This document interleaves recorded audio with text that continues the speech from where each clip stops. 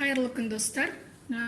Қазақстан Республикасының Конституция күніне орай біздің Жастар ресурстық орталығының заңгер сағаты айдарында қонақта Жетісу мемлекеттік университетінің PhD докторанты Исаева Айнұр Жеңісқызы. Саламатсыздар ма? Айнұр ханым, қош келдіңіз. Енді сізді қаладағы бірегей тұлға ретінде білеміз, себебі сізді жаңағы Конституцияның барлық баптарын жатқа біледі деп айтады. Бізге қызық болып тұр, 98 баптың барлығын жатқа білесіз ба? Енді жалпы ең біріншіден Конституцияның өзінің 34-ші бабында айтылған әрбір Қазақстан Республикасының азаматтары Конституция мен заңдарды сақтауға міндетті деп көрсетілген. Ал міндет делінгеннен кейін әрбір заңгер заңның бастауы Конституция болғаннан кейін оны құрметтеу үшін, оны сақтау үшін менің ойымша оның ішінде не жазылғанын білген дұрыс деп есептеймін. Сондықтан енді толығымен жатқа білем деп ойлаймын өзім. Қазір сізбен сұхбат барысында көре жатармыз. Жалпы енді барлық заңгер саласының маманы болсын, заңгер емес саласының маманы болсын, жалпы Конституциямызда не жазылғанын білген дұрыс деп есептеймін.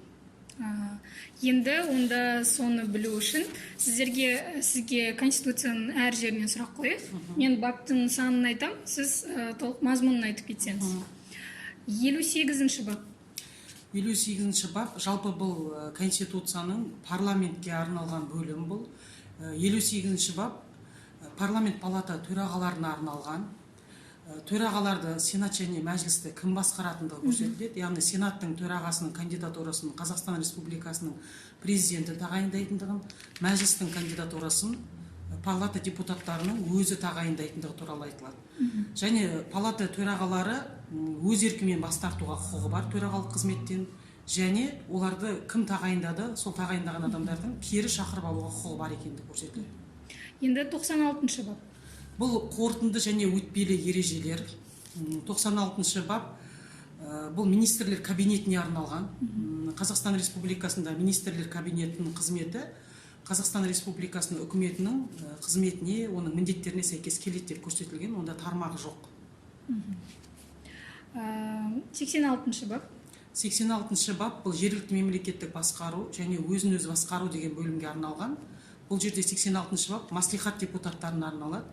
Яғни жергілікті өкілді органдар, маслихаттар тиісті әкімшілік аумақтың бөлінісіне жауапты, жалпы мемлекеттік саясатты жүзеге асыратын, яғни халықтың еркін білдіретін депутаттарға арналған. Және маслихат депутаттары болу үшін қандай талаптар қойылатындығы айтылады. Қазақстан Республикасының азаматы болу керек екені, 20 жасқа толу керек екендігі, олардың 5 жыл мерзімге сайланатындығы және Қазақстан Республикасының азаматы болу керек екендігі көрсетіледі. Және маслихат депутаттарының қандай жағдайда әкімге сенімсіздік білдіретіндігі де көрсетілген осы 86-шы бапта. Енді 26-шы бап. Бұл 26-шы бап, бұл 25 тұрғы. 26-шы бап бұл жеке меншікке байланысты арналған. Бұл 4 тармақ қарастырылады бұнда. Қазақстан Республикасының әрбір азаматы заңды түрде алған мүлкін бұл жеке меншікте ұстай алады деген. Оның ішінде меншікке мұрагерлік құқығына кепілдік беріледі деген екінші тармағында. Үшінші тармағында бұның ішінде Қазақстан Республикасының тек соттың шешімімен ғана мүліктен күштеп айырылуы мүмкін. Тек мемлекеттің мұқтаждығы үшін ғана мүліктің құны оның құнымен тең өтелген жағдайда жүргізіледі дейді. Және төртінші тармағы бар 26-ның. Бұл жерде әркімнің өзінің заңды түрде алған мүлкін кәсіпкерлік қызметке пайдалана алады деген. Және монополистік қызмет заңмен реттеледі әрі шектеледі деген, жосықсыз бәсекеге тыйым салынады деген. Енді соңғы бапты қойсақ, бірінші бап. Бірінші бап енді бұл біздің қымбат қазынамыз туралы айтылады. Бұда 2 тармақ бар.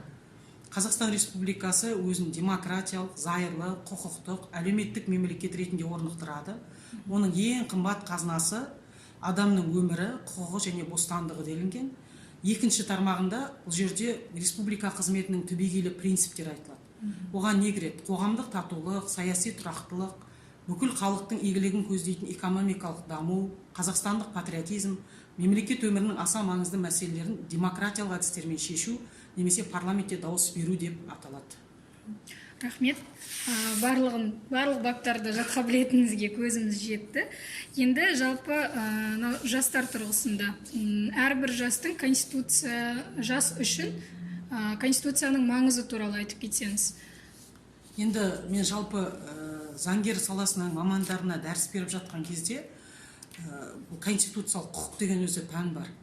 Сол заңгер мамандарға беріп жатқан кезде мен осы 98 бапты жатқа білуді жүктеп атырам. Бірнеше осы Қызылорда қаласында, осы Қорқыт атындағы Қызылорда мемлекеттік университетті бітіріп, осы 98 бапты жатқа айтып шыққан балдар бар. Бұл енді жаттау міндетті емес, бұны ішіндегі мағынасын түсініп білу, мазмұнын білу міндетті. Мен сол жерде айтар едім, әрбір Қазақстан Республикасының азаматы Конституцияда 4-ші баптың 2-ші тармағында айтылған. Конституцияның ең жоғары заңды күші бар деген. Республиканың бүкіл аумағында тікелей қолданылады деген. Қазір Қазақстан Республикасында 1000-1500-нан аса заң бар. Бірақ солардың кез келген ішін ашып қарасаңыз, сонда айтады, бұл заңның негізі неде деп сұраса, ол Конституцияда деп көрсетіледі. Кез келген заңды ашып қараңыз, ол кодексті ашып қараңыз. Сондықтан біз ең бірінші Конституцияның басқа заңдардан жоғары екендігін, басқа заңдар бұған қайшы келе алмайтындығын осыдан көрсек болады. Және тағы бір айтып кететін мәселе, адам құқықтарын қорғау күні бар ғой, 10 желтоқсан дүниежүзілік адам құқығын қорғау күні. Сонда осы 10 желтоқсанда адам құқығын қорғау жөніндегі декларация қабылданды. Сол декларацияда, өзі декларация 30 баптан тұрады.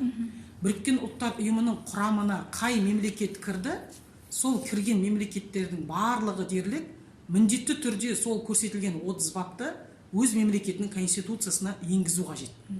Біз Қазақстан Республикасы Біріккен ұлттар ұйымының мүшелігіміз, сонда көрсетілген баптардың барлығы біздің мемлекетіміздің конституциясында баяндалған. Бізді де 10-ші баптан 39-ші бапқа дейінгі аралық 2-ші бөлім адам және азамат деп арналады.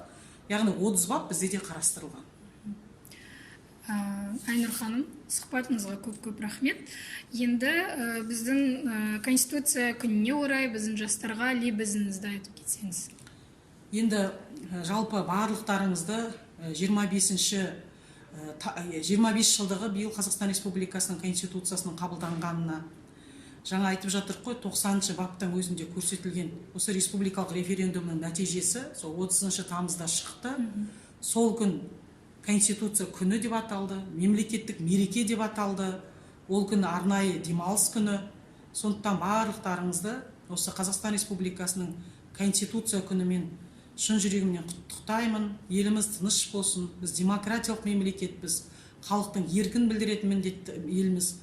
Сондықтан әрбір азамат бұл құқықтық сауатты болуға тиісті деп ойлаймын.